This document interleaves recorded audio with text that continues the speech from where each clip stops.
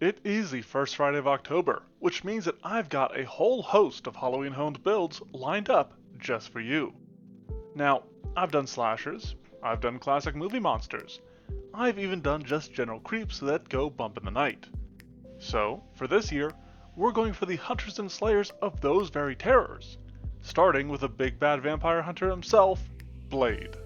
There's only been one Blade. There's only ever gonna be one Blade. Despite what that opening scene just said, we are actually going to be basing this particular build off of the recently released Blade from Marvel Rivals. So let's take a look at what we're working with. After a pregnant woman was bitten by a vampire, she turned in the midst of giving birth to Eric Brooks, resulting in him being born as a half-vampire daywalker, wielding many of their supernatural abilities, but lacking many of their weaknesses. Since then, he has honed himself into the ultimate vampire hunter, operating under the moniker of Blade. In Rivals, he's a damage-dealing duelist, but has a uniquely higher pool of hit points than most other duelists. He can switch between his high attack speed Ancestral Sword for melee, or swap to his mid-range Hunter Shotgun, though it's honestly more of a hand cannon. With his secondary fire, he can perform a Scarlet Shroud to parry and reduce incoming damage, while also decreasing the cooldown of his Daywalker dash. Said dash causes him to bound forward and either fire his gun to apply healing reduction or slash with his sword in an arc that slows foes hit by it. He can also tap into his vampiric nature with Bloodline Awakening. This reduces his own healing, but compensates him with enhanced attack speed, lifesteal, and the ability to perform whirlwind slashes. For the last piece of his own arsenal, we are left with the 1000-fold slash, where he will charge up before launching in a direction. He slices up all enemies in the area after a brief delay, while applying reduced healing to everybody in the area. Outside of his repertoire, he also has a team-up with Cloak and Dagger to enter their Light and Dark realm, and become invisible while gaining health over time for the duration. Putting that all together, we've got supernatural capabilities mixed in with a switch hitter, who operates best at mid to close range through his gun and sword. Aside from wielding those two different types of weapons, it will be important to replicate his personal lifesteal and the healing reduction that he is able to inflict on others. For some more background sort of stuff, he's an incredibly capable hunter of undead, and has a team-up that lets him become invisible, which might influence the inclusion of some stealth. Getting into it, we're starting with a human ancestry, but we will build Blade with the Dampier heritage to reflect his status as a Daywalker. Through this, he'll gain the Eyes of Night ancestry feat, which will allow him to operate at night without issue, whether he's wearing his slick signature shades or not. With his 2 free ability boost here, he can increase his strength and dexterity, which will be important for making him a more capable switch hitter. For his background, he'll be a scion of slayers. As far as I'm aware, he doesn't actually come from a lineage of undead slayers, but he did kind of start one, so I think this really suits him. It provides him with training in athletics and the undead lore skills, but doesn't actually provide him with a skill feat. Instead, it grants him Disrupt Undead, which has been remastered into Vitality Lash, as an innate spell. This particular background allows him to use Intelligence as his casting score for it, which works out well because our ability boost will be for Strength and Intelligence, with the latter being important for that and his upcoming class. Speaking of, after some careful consideration, I think the best way to go is Magus. He's going to be a strength-based Magus as his sword looks mostly like a longsword, and he does seem to prefer it over his firearm. From this class, he's going to tap into spells, but gains the ability to infuse them into his attacks through Spell Strike. He can also channel the leftover magic into an arcane cascade, empowering his more standard strikes. Now, there's 2 hybrid studies that I think do suit Blade overall, but between the likes of Aloof Firmament and Laughing Shadow, I think the latter ultimately works out for him just a little bit better, mostly due to its studious spells. However, before he gets any of those, he starts off with some basic arcane spells. From his cantrips, I think Gouging Claw gives him a nice attack spell to spill the blood of his enemies, whereas Shield is an obviously more defensive option that can be used to shield block, and resemble the damage reduction of his Scarlet Shroud. For his first rank spell, it's a little strange, but I like Snowball as another attack spell that can inflict a speed reduction on enemies, sharing some similarities with the slowing strike of his Daywalker dash. As a Magus, he's gaining training in Arcana and will apply his actual skill increases to Acrobatics, Religion, Society, and Stealth. With his ability boost, he'll be bumping up his strength, dexterity, constitution, and intelligence. This build will admittedly be a little mad, like any switch hitter is, and will require him to focus on not only strength and dexterity, but intelligence as well, so that he can make the most of some of these spells I'm looking at for down the road. For second level though, Blade can gain Spell Parry, purely inspired by that Scarlet Shroud of his, though this is a proper increase of his defenses, rather than the damage reduction that the ability produces. To then help our humble hunter of horrors hone in on his targets, Eyes of the City will let him use Society to track targets within settlements, which is handy since that is the favorite hunting grounds of vampires and their ilk. Coming in at third level is a skill increase that makes him an expert in religion, to better identify and figure out the weaknesses of his prey, as well as second rank spells.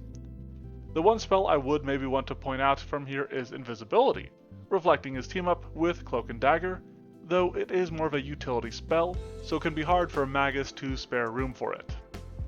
As for his general feat, he'll use Toughness to gain some extra hit points and reflect the higher health that he has compared to other duelists. We do deviate just a bit at 4th level so that Blade can take an Exemplar Dedication, which provides him with a single icon. Nice and easy here, we set his sword as a Barrow's Edge, letting him deal extra damage to low health targets. More importantly though, he can use it Streak of My Foe's Transcendence to regain some HP after hitting an enemy. A perfect fit for his lifesteal, but not the only one that we'll be looking at. After that, he uses Quick Jump, simply to help him navigate the battlefield a little bit better. It's just a generally useful feat, especially for superheroes, and can help him keep on the chase when it goes to the rooftops. At his 5th level, he'll take his ability boost to a familiar looking set of Strength, Dexterity, Constitution, and Intelligence. Through that increase, he'll become trained in Survival, and also become an expert in Stealth. With his remaining class features, he gains Lightning Reflexes and Weapon Expertise, and then starts looking at 3rd rank spells, such as Vampiric Feast. Now, this unfortunately deals void damage, so it isn't exactly very good against the undead vampires, but he demonstrates plenty of lifesteal against the non-undead enemies of Marvel Rivals, so I think this ultimately fits. But to get a bit more on track for his preferred profession, he uses Undead Slayer as his ancestry feat. This provides him with a general boost to damage against any undead target, but a bonus that is doubled specifically against targets with the vampire trait, suiting the Slayer of those suckers of the Sanguine. Sticking to Exemplar for his next level, he'll use his Archetype for basic glory so that he can take Red Gold Mortality. This means that while his Divine Spark is imbued within his blade, his strikes with it mark enemies for a minute and reduce all incoming healing that they would receive for that duration. I thought it was going to be hard to represent the healing reduction of his Daywalker dash and ult, but honestly, there you are. As for his skill feat here, I've got Slippery Prey in place, but I feel like I need to back this one up just a bit. Vampires are well known for biting prey to drain their blood, but to do so, they typically need to grab their foes, at least within the realm of Pathfinder. This particular feat will help Blade escape such attempts made by these very foes. Starting at 7th level, Blade brings Weapon Specialization and Studious Spells into his kit, and gets a skill increase that makes him a Master in Religion, but that's far from the only skill he'll get. Through Ancestral Paragon, he'll be able to gain Vampire Lore, which grants him additional lore in that very lore skill, and also makes him trained in Intimidation and Occultism. He also gains 2 more lifesteal spells, Vampiric Maiden and Call the Blood. The latter of these is actually a bit more handy, since Blade is a living creature with Void Healing, which means he'll be able to forgo the temp HP from this and become quickened for a minute, using that extra speed to resemble his Bloodline Awakening. Looking into his 8th level, we'll see him slip Spell Swipe into his stash, letting him slice through a pair of enemies at once per the arcing slashes of his Daywalker dash or Whirlwind Slash. His skill feat is pretty easy here, as he uses it to take Sacred Defense, just so that he has yet another method of bolstering his temp HP should his enemies end up succeeding on their saving throws against his vampiric spells. Next up is 9th level, which starts with Alertness, Expert Spellcaster, and Resolve. With his level skill increase, he becomes a Master in Stealth, and will then be our 2nd build in a row to use Multi-Talented at 9th level here.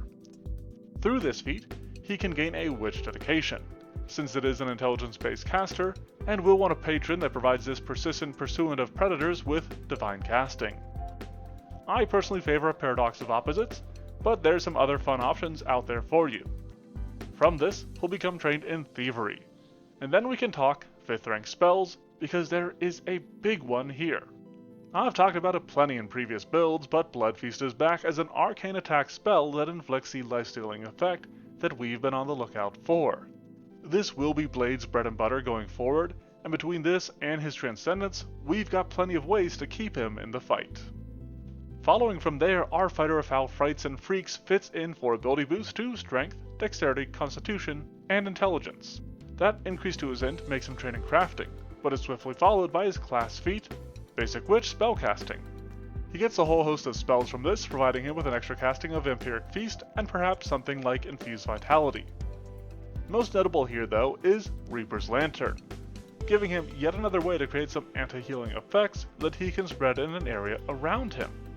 Hot on the heels of that, Blade uses Swift Sneak as his skill feat, so that he can move at his full speed when he's getting in position to pounce on the prowling predators of the Pitch Black. At our Eminent Executioner of Evil's 11th level, he gains medium armor expertise and a skill increase that will make him an expert in athletics. Keeping it easy, he uses Fleet as his general feat just to bump up his speed a bit and help him chase down fleeing foes. There is also a spell here that might be of interest, Vampiric Exsanguination. It matches with the other spells that we've been taking, but it feels kinda like one step forward, two step backs to have this follow on from Blood Feast working the best with his Spell Strike feature. One of the benefits of using a Divine Tradition is that Blade's already been buffing his Religion skill, so he can just go ahead and take Expert Witch Spellcasting at 12th level. This is mainly just to heighten the spells that we've already talked about, such as Reaper's Lantern, and eventually get him another Blood Feast. He then uses Foil Senses as a skill feat, helping him evade the unique senses of his vampire adversaries and their minions, such as wolves, and potentially even evading the echolocation of bats. Level 13 starts off simply enough with Weapon Mastery and a skill increase that will make Blade a master in athletics. He does also get Daywalker, just to play into his sobriquet a bit and make it easier for his vitality-wielding allies to heal him up. Then, perhaps most importantly from this level, he gains 7th rank spells and learns a nifty little spell by the name of Frigid Flurry. Now, why would our life-stealing vampire hunter want Frigid Flurry, you may ask? Well, my dear friends, because this spell has him send out freezing slashes in a line and then dash through that very area, functioning fantastically as his 1000-fold slash, though maybe a little bit in reverse of how it usually flows. He does actually get another spell level 14 by taking Hasted Assault, providing him with his second focus spell, which will allow him to become quickened per his Bloodline Awakening. I go for something simpler with his skill feat here as he takes Powerful Leap, aiding him in clearing the gaps of rooftops and otherwise that he might cross in the course of culling his common crepuscular creeps. For his ability boost at 15th level, he'll have a host of half measures as he increases his Strength, Dexterity, Constitution, and Intelligence. His other class features give him greater weapon specialization and Juggernaut, as well as a skill increase that makes him a legend in Religion. Then he'll take Incredible Initiative, so that he can get the jump on whatever vamps start trying to stir up trouble, bringing his blade to bear before they can barely bloody him. Settling into level 16, he builds Preternatural Parry out of Spell Parry, granting him a reaction to bolster his AC or saving throw, though he has to make sure that he has a free hand to be able to use this. Then, similar to his last skill feat, he takes Intimidating Glare, as another early sort of option that he is grabbing just a tiny bit late. He's usually contending with vampires who are inclined to know his language, but we're going to keep this in our back pocket as a sort of in-case measure. Benefiting Magus and Witch alike, Blade becomes a Master Spellcaster at level 17, and also gains Medium Armor Mastery and a legendary proficiency in Stealth. Through his Dhampir heritage, he gains Symphony of Blood, which grants him a casting of 7th rank Vampiric Exsanguination that he can use once per day to help him further drain the health of his foes. Still speaking of spells, 18th level grants this Grim Huntsman the Patron's Breath class feat, so that he has even more magic to spell strike with, since that is honestly a major weakness of the Magus, a lack of spells to sling. Helping him find the perfect moment to unleash said spells is his legendary Sneak skill feat. In addition to his invisibility, he can use this to reflect the effects of his team-up with Cloak and Dagger so that he can disappear into the dark. While I did just talk about the Magus lacking spells, I do have to acknowledge the very handy double spell strike at level 19, allowing him to strike twice with a single spell in as many rounds. From the skill increase, he'll become a legend in athletics, and follow that with Die Hard as his general feat, which just feels like a must-have for most superhero-type characters, and Blade is certainly no exception to that. At level 20, we'll take ability boost to Strength, Dexterity, Intelligence, and Wisdom, which leads to him becoming trained in Medicine. To match his Whirlwind Slash, he'll take Whirlwind Spell as his class feat, allowing him to cleave through multitudes of foes, though he'll only be able to apply the effect of his spell to one of them. Then, to close out the baseline build, he uses Legendary Professional. This applies to his vampire lore, and lets him make some more money off of it, possibly letting him take on a role akin to the OG Van Helsing in guiding others how to handle these things that go bump in the night. As for playing Blade in-game, it will be important to figure out what sort of enemies you're facing before you start making your spell strikes. Use that undead and vampire lore to make sure that you aren't using void damage against such creatures. I included a hand cannon in his kit and kept his dexterity up so that he could use it, but it's mostly for the sake of giving him a ranged weapon. This build is pretty melee focused, though if you don't want to start off shooting at foes, opening with some invisibility and activating Arcane Cascade is not a bad idea. You can follow that by getting into position, and then lashing out with a Vampiric or Blood Feast to shore himself up with some temp HP. Once enemies get through that and he starts losing actual health, you'll want to use your Transcendence, and you'll likely be rotating between Shifting Imminence and recharging your spell strikes, keeping those varied abilities balanced to take control of the battle. Now, if you were looking to take Blade into, say, a free Archetype game, he obviously has the options to expand on the archetypes that he already has here. The Exemplar could give him Exemplar Resiliency, or other class features from it, or he could get even more spells from his Witch archetype. Outside of those two options, I would also look at the Gunslinger, picking up the Way of the Drifter and using Quick Draw to make it significantly easier to shoot and stab. This would make him a bit more of a dual wielder, but I think that does work best in game. Other than that, there's also the Undead Slayer archetype, which feels a little obvious, but is still super solid for his use.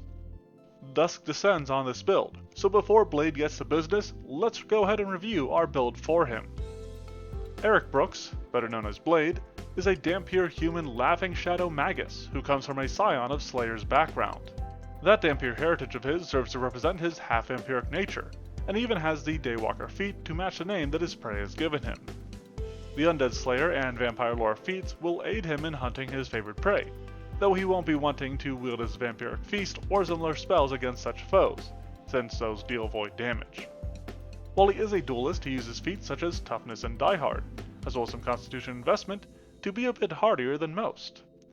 As a Magus, he can wield his sword or shotgun, which is more of a hand cannon, with ease, and can simply use a basic action of Interact to swap his weapons, or simply draw his firearm for a fast blast.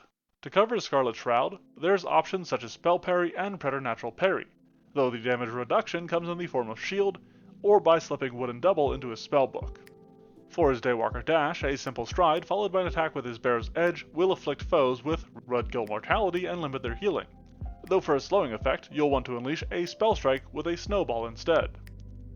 For his Bloodline Awakening, he can use Haste before picking up Hasted Assault to get the increased attack speed, whereas the lifesteal comes from a collection of spells such as Vampiric Feast or Blood Feast, as well as the Drink of My Foe's Transcendence offered by his icon. Spell Swipe and Whirlwind Spell will reflect the wide swings and whirlwind slashes that he tends to perform, and for his ultimate, he'll first have to use Frigid Flurry to slash through a crowd of foes before calling upon Reaper's Lantern, inflicting that healing reduction with an area that he can then expand. Based on his ability to enter a light and dark realm conjured by Cloak and Dagger, Blade also invests significantly into stealth, but could also just pick up the invisibility spell to get the drop on his foes. Drenched in darkness and determined to defeat depravity, this daywalking Dhampir dares to delve into dangerous dens to defeat the dire denizens that dwell in their dour dusk. Look forward to this upcoming Monster Monday, where I'm going to feature an original monster that would fall under Blade's purview to hunt. Beyond that, let me know what you think of this build and what other sorts of builds you'd like to see in a comment. If you like what you see here and want more, be sure to leave a like and then subscribe to the channel. You can also check out the blog, which is linked below along with the Twitter and Discord. Thanks for watching, and have a fantastic Friday.